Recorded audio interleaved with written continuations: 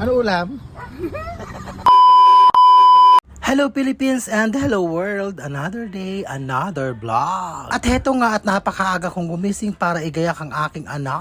Ang anak mong napakasipag pumasok ngayon. O diba pak na pak?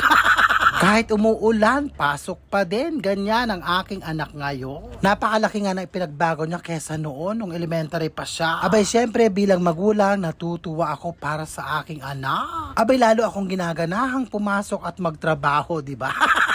At kahit nga bumabagyo na, o di ba? Huwag tatamarin, ang ganda ko. Para sa aking anak, o di ba? O ano girl, napakaganda mo yata ngayon. Kailangan namang purihin ang sarili kahit paminsan-minsan. Ganon. Napakahirap magtrabaho kapag ganitong umuulan. Minsan nakakaisip tayong tamarin. Kaya lang hindi pwedeng tamarin, walang dato. At hindi pa nga tayo mayaman. Kailangan magsipag pa. Konting tiis pa, girl. At heto nga, at nandito na ako sa aking unang pasyente, sa pangalawang pasyente. Pagkatapos, larga, sakay ulit, o diba? Palipat sa aking susunod na pupuntahan. Ano ulam? Baka! Ayan! Kasi na po niya. O baka nga, o diba? Pak na pak, baka, o. Malambot na kaya?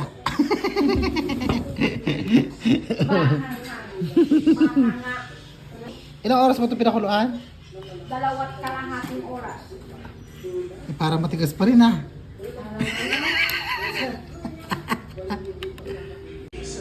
Tikman natin. Ang init nga lang.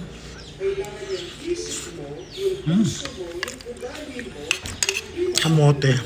Hindi patatas. Kapek. Kain. At pagkatapos ko nga magpasyente at kumain, heto nga at palipat na naman ako sa kabilang pasyente. Dito nga yan sa San Leonardo na pagkalayo-layo. Kaya nang umaga nga galing na ako dito. Wala lang, pinapagod ko lang yung sarili ko. Charot. O pagkatapos, larga na naman. Walang kapaguran, nakakaloka. O akla, kaya pa ba sa isa? Kayang-kaya ya. Ako babae, pinanganak akong napakasipa. Okay na to. Pauwi na ako niyan. Salamat po, Lord. At natapos na naman ang aking maghapong pagkatrabaho. Hanggang dito na lang. I love you all and I thank you.